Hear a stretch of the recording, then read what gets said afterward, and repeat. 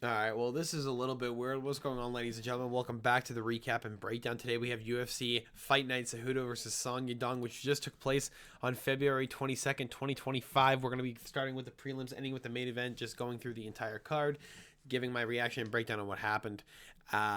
It did just finish. I also did just record half of this video, realized my mic was muted the whole time. Nice. Let's get started once again. Starting with the prelim opener of Modestas Bukauskas versus Rafael Sakaria. I was just saying, Modestas Bukauskas was able to get a complete knockout over Rafael Sakaria, completely similar to the one over Ibo Oslan. He just kind of left himself too open. He was throwing some devastating leg kicks, though, and devastating body kicks. That was his main weapon. He wasn't really able to get through with the punches. He was able to land a couple decent strikes on Bukauskas, but Modestas just kind of pushed and stormed the gates and was able to basically get a standing TKO over Rafael Sakaria. Ended up putting his lights out with the last punch, dropping him on his ass and opening the card with an absolute banger. Most of this card was finishes. It was an absolute gorgeous card to watch. It was pretty ridiculous. Fantastic win for Bukauskas. Gets back on a winning streak for the first time in a little while. Seeing as he got that win over Marcin Prachnio last July or June. He did almost get knocked out inside the second round. I think near the end of the round, he got head kicked. Literally, both guys were face to face. Marcin Prachnio, with his back against the cage, throws a high kick up top, lands clean, flush, and almost puts Bukauskas' lights out. But Modestas does rally and get an arm triangle submission inside the third round. Kind of ridiculous. Rafael Sakaria should be kicked out of the UFC at this point. Just not enough for the UFC to be interested, I think, at this point. Next on the prelims, we have Nursultan Ruzaboyev versus Eric McConaughey. It's exactly how you thought it should have gone. Ruzaboyev takes his time.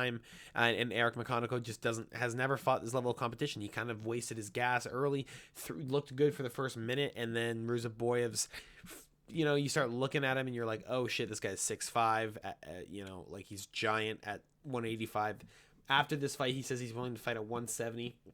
He doesn't care where he fights. He's ready for 170, 185. He's ready for whatever, which is kind of ridiculous. It feels like cheating at this point to go to 170 at 6'5". That's kind of ridiculous. Eric McConaughey just was not ready for this. I think they might give him another fight inside the UFC. He didn't look super terrible. I think he'd do well against a better, a worser guy, but a better matchup. Like, this is just kind of ridiculous on short notice. Ruzaboyev has just looked absolutely fucking massive. They just kind of fed him to this.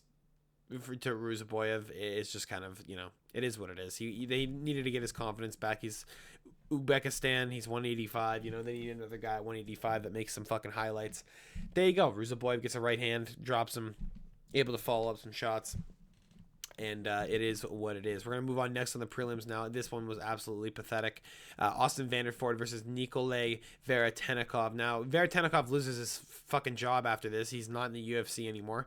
Austin Vanderford just ragdolled him. We were at range striking for maybe a minute inside the first round, and the first takedown happens super easily. And Veretennikov sits there for 4 minutes and doesn't move. Nice. You can't make the weight, first off. Now we're at catch weight. Second off, you can't stuff any takedowns. Are you fucking kidding me? I thought Veretennikov was going to have the better striking. I thought he was going to be able to put Austin Vanderford's lights out. I hate this guy. He's just dumb. He's the guy that won inside. No, this is not him. Excuse me. Different guy, but this is... Never mind. This is the guy I thought he was, but now I'm realizing I have false hatred towards this guy. He did have a good win over Victor Romero, who's kind of shit, to be completely honest. Lost to Aaron Jeffrey and old Gegard Mousasi, who, yes, kickboxing legend, whatever. But, fuck off, okay? I don't really give a shit. And, gets a decision win over Fabian Edwards. Whoopty fucking do. But Nikolay Veretennikov, had some decent wins. Was a United Fight League champion. Ashley Reese is kind of ass. He had a split decision over Danny Barlow. Took him deep waters. Looked really good. Loses to Vanderford by ground and pound because he can't get out of the position with his wrist locked in the right side against the cage. And then right after the fight, punches fucking Vanderford in the face and pushes him. Nice. Now you lose your job, you lose the fight, and you look like a piece of shit. Good job. Have fun going back home to your trash fucking whatever, wherever you live, your slum. Good job, dumbass. Another good knockout. I thought Veretanakov was going to win. I had him to win by knockout. Sucks for my parlay because that was worth like $400. It is what it is. We're going to move on next on the prelims. Ricky Simon versus Javid Bashrat. I had Ricky Simon.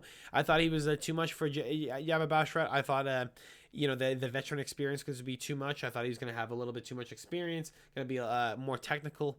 Yeah, guess what? Ricky Simon fucking slumps him. Out cold. Bashrat's, side-eyed, lost.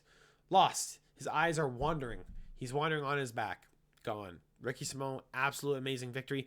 Bashrat did look a little bit too fast for him, but Ricky just adapted mid-fight, looked for the big shots, and he was ended up finding the perfect strike. Now, Ricky's not a guy that you even see get a big knockout like that. When was the last time he got a knockout? Rafael Asuncao, who, by the way, is ass, so it doesn't even matter. Asuncao's not really good. When was the last one before that? Back in LFA when he was champ. There you go. Vinicius versus Zanny. Or, excuse me. Vinicius Zanny, not Vicious Zanny. What the fuck am I saying? Jesus. Anyway, fantastic win for Ricky Simon. Perfect boxing there. Bashrat, back to the drawing board, man. That's a bad knockout. He got his lights out cold. Very good win, though, for Ricky Simon. I'm very happy for him inside his hometown, Washington type shit. Seattle. Good for him. I'm very happy for him. First round finish. And that is 4 finishes in a row. We're going to go to the 5th one. Mansour Abdul Malik versus Nick Klein on the prelims. This is the guy I hate. The fucking dude who punched a dude in the face, dropped him, and choked him out as an underdog in Contender Series. Looks for Dana White. He's running. He's like, where's Dana White? Runs over to Dana White, points at him, and says, what does he say again? I'm trying to think. Hold on one second. What did he say? Oh, yeah. That's what it was. John Jones is the best fighter in the world. #1 pound for pound.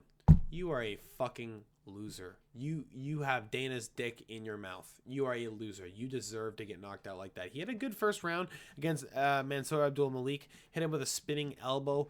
Almost completely knocked him out as a +800 underdog. And Malik recovered on the feet. I don't think he got knocked down. I'm pretty sure he just recovered on the feet.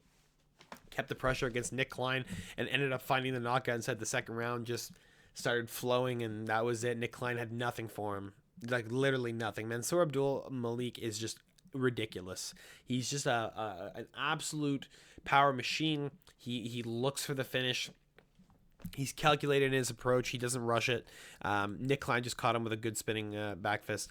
Or I think it was meant to be a back fist. It ended up being an elbow, I'm pretty sure, on the chin. But gets a good win, even though he's a -1400 favorite. Recovers well and gets the victory that we were hoping he would end up getting as a prospect. Seeing as all these prospects are going out. Excuse me. All these prospects are going out anyway.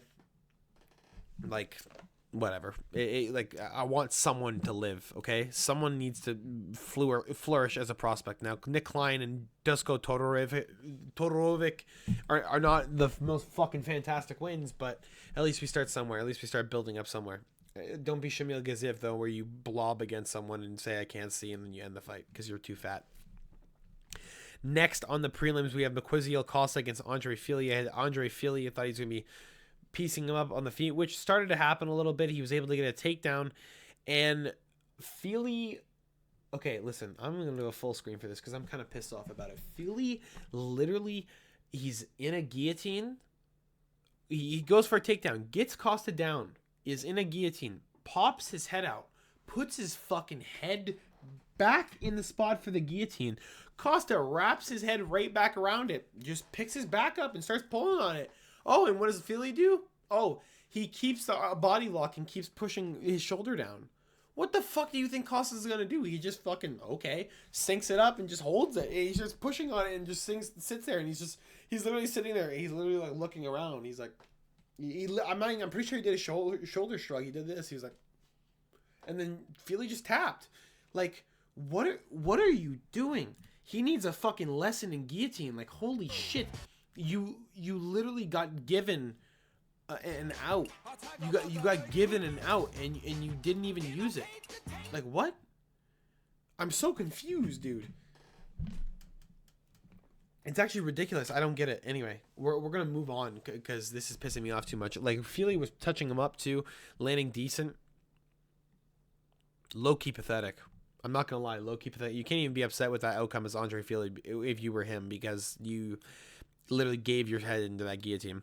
Next on the prelims, we have, or top of the prelims, we have Ion Cutelaba versus Ivo Oslan. Now, apparently, Cutelaba is just a fucking wrestler.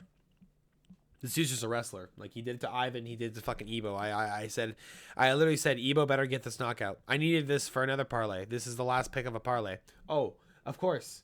My last pick of the parlay loses because Ivo Oslan's a can. I said if he loses to Ion Cutelaba, I'd call him a can. Guess what? Guess what, bitch? Your name is now Ivo the Can Oslan. You are not the last Ottoman. You are the last can. You are the can. You beat Rafael Sakaria, who's a can. Anton Turkali, can. In the third round, mind you. Paulo Hanato Jr., can. Fuck you. I was wrong. Ion Cutelaba, as a UFC vet, fucking torches him, just gets rocked, throws winging punches, and Ivo's like, let's get closer. Oh, Eon's gonna shoot a takedown. Let's not have an underhook. Let's not have a whizzer. Let's just sit there and hopefully he doesn't get a take. Oh, I got taken down. Oh, I'm getting choked out. Oh, I'm fucked. Good job, Ivo Oslan. You're shit. Turkey needs to get a wrestling program because you're ass. Ion Cutelaba wins in the first round by round 1 submission. And what are we at right now? 1, 2, 3, 4, 5, 6, 7. 7 fucking finishes in a row. And guess what I had? I had a parlay that started right here with Costa. 1, 2. I needed one more. I needed Alonzo Metafield and Julius Walker to not go the distance. Can you guess what happened?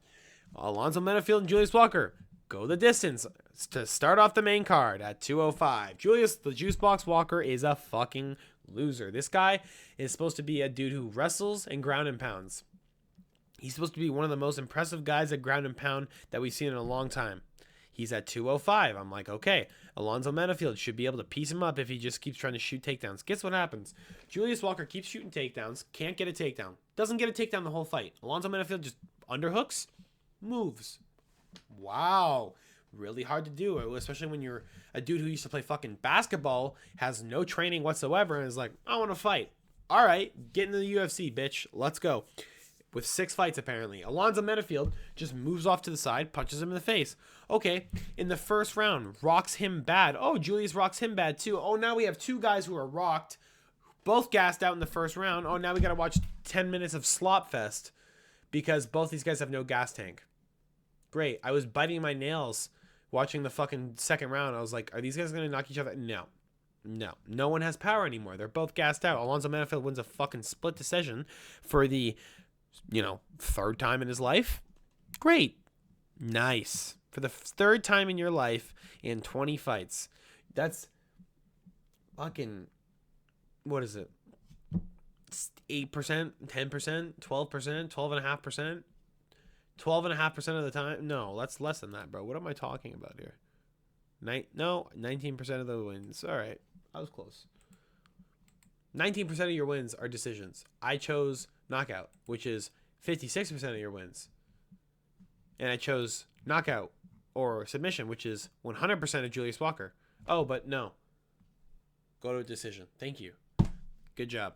Start off in secondary on the main card, John Silva versus Melzik Bagdasaryan. Exactly how you thought it was going to go. John Silva just starches him. I mean, I don't even know how the fuck. Melzik looked quick though. He actually looked fast. John Silva was dabbing him up a couple times because Melzik landed a couple times. But if a guy is dabbing you up after screaming during his walkout, it's probably because he's dabbing you up because he knows he's about to knock you out and he's like, haha, good one, and he's just giving you a dab up for the good ones before you get your ass starched. And that's what happened. John Silva just starched his ass. Bisping kept bitching. You shouldn't dab up. You're fucking fighting, you gotta fucking get in there. Yeah, shut up, Bisping. I don't. You really gotta get in there. Yeah, okay. Thank you. Meanwhile, Silva's just fucking torching this guy. He literally hits him with a 1-2, stands over him, and looks at him like, are you going to stop it? No? Okay, fucking din. It's over. Melzik and John both looked at the ref like, are you going to stop it? Yeah, good job. Yeah, kind of pathetic. I literally can't believe there's a picture. I'm gonna have it in the thumbnail. It was kind of fucking hilarious. Both of them were staring at the ref, waiting for him to stop. No one stopped it. Jean Silva just very clean with the boxing. This dude's kind of a menace at he's at 155, right? He's at featherweight or 145, excuse me. Yeah, he just knocked out Drew Dober at 155, man, with a big ass cut down his face. I mean, should have knocked him out earlier than that. Drew's just too tough for his own good. And now he gets Milzik at 145. We're gonna start turning up the heat at 145, and he's gonna get someone nasty. And I think he's gonna starch them too. Next on the main card, we picked this one too. Rob Font against John Matsumoto. Rob Font wins a split decision over John Matsumoto, who just gasses out, man. Rob Font wins rounds 2 and 3. Matsumoto doesn't have the boxing. I'm pretty sure he was on short notice. This is at a catch weight. Font is just improving, man. This guy lost to the best of the best. You can't count this dude out. Matsumoto, man, is good, but he's not as good as his fucking record gives him. He almost got knocked out by Brad Katona, who doesn't knock anyone out. You can't, like, Brad is getting around on Matsumoto, Rob Font will eat him alive. That's what happened later in the fight. He lost round 1 and ate him alive for the next 2. Anyone that says it's controversial is wrong. Rewatch the fight. You're wrong. It doesn't matter what you think. You're wrong. I don't care. I literally don't care. Rob Font with a fantastic victory over Matsumoto, takes a donut off of a undefeated prospect, and now he moves on at 140 or 130. What is he? 135? Let me double check this, please. Yeah, 135. And now he moves on at bantamweight, and he's just looking. He needs another title run, man. He's looking for it. He's hunting for it. He's 37. Let's get it going. Co-main event of the evening. If you guys did enjoy this, make sure to drop a like and subscribe if you haven't already. Anthony Fluffy Hernandez against Brendan All-In Allen. They've already had a fight. This is the second fight, the second meeting. They fought in LFA. Fluffy ended up winning by decision. The first round went to Allen inside that fight, and then Fluffy just kind of adjusted. Guess what? Allen kind of won the first round in this fight and adjusted. Fluffy adjusted right after. The wrestling heavy approach from Hernandez was too much for Allen. Allen jumping on positions that he doesn't have, giving up position to try and wing a fucking submission that he has 5% chance of getting, and chooses to fall on his ass for it. Useless. I don't know why he did. A fight IQ of a fucking rock. Of a rock. An absolute rock. A stone. Patrick Stone from SpongeBob. That's his IQ. Anthony Fluffy Hernandez gets another decent victory on his record. He moves up to the top 10 of middleweight. Creates a couple problems for himself, being at the next people that are going to have to fight are monsters. Kyle Brahalio, Jared Cannonier, Robert Whitaker, Israel Adesanya, Sean Strickland, Dricus Duplessis, like fucking Roman Delidzier. Like, you're not exactly getting an easy run at the title, and I got to see Fluffy improve in the striking department, because if you don't get a takedown, what is he going to do? He's going to get eaten alive by anyone standing up. Anyone standing up will eat this dude alive, and most of those guys can stuff takedowns. You're not getting a takedown on dudes like that. You better fucking hope to God that you improve your striking. Brendan Allen looked like shit. Terrible. Fluffy gets another win. Again, this should have been easy. He's a minus 330 for a reason. They fought for a second time. When guys fight for second times and they've already won the first one, it's like 81% they win the second one. Always take the guy who already won. It is what it is. Statistics is statistics, plus Fluffy's just better than Allen. Allen's kind of shit. He arguably lost to Curtis, lost to Imavov, lost to Hernandez. Oh, beat Paul Craig and Bruno Silva. Whoop-de-fucking-do. Get out of here. Next on the... Well, actually, not next. The main event of the evening, Song Yadong against Henry Cejudo. A couple bad fouls. I had sent Henry Cejudo going into this. I thought he won round 1. Or, no, not round 2, maybe. Well, actually, I thought he lost all 3, right? I'm pretty sure I thought he lost all 3. I thought Song should have got a point or 2 taken. He kicked Henry in the dick twice. Really, really, really bad eye poke. Henry couldn't see anymore. I'm not going to lie, I believe him. He did take the full 5 minutes with his eye. I believe him. I do think he couldn't see. Like, that was a bad eye poke. Song fucking shoved his fingers right in his eye. Yeah, and Henry ends up losing a decision on the technical scorecards, because we start round 4. Jason Herzog starts round 4 just so that he can go to the scorecards instead of giving Song Yadong a DQ. And then we go to the scorecards. It's 29-28, 29-28, and 30-27 for Song Yadong. He gets a good win, I guess, against a former UFC champion. Henry should probably retire at this point. He looked a little bit slow. He was getting his leg chewed up. He couldn't get any takedowns on Song Yadong. and it just looks like his career at this point is over. I kind of wish Henry could have won this fight, you know, moved forward at bantamweight, tried to get another title run, but I think it's over for him. I think he took his best years of his career off just purely out of spite for Dana, and he made a huge mistake in doing so. Anyway, that's all I got for you guys today. It's kind of unfortunate for Henry. It is what it is. But the fight card was good. Seattle, Washington, fantastic crowd, fantastic night of fights. I don't know how many we had like 7 cancellations, I think, or like changes. Steve Garcia and Edson Barboza was supposed to be on this card, which was an absolute fucking monster of a fight. Antonio Tricoli was supposed to be the one fed to Mansour Abdul Malik, but instead that was moved. Islam Dulatov and Adam Fujit was supposed to fight in this card. Adam Fujit ends up not being able to fight. You know, shit happens, but it was a good card nonetheless. Anyway, that's all I got for you guys today. Hopefully you guys enjoy this. Make sure to drop a like, subscribe if you haven't already. I'll talk to you guys all later. Have a great night. Hopefully you enjoyed the card. Peace.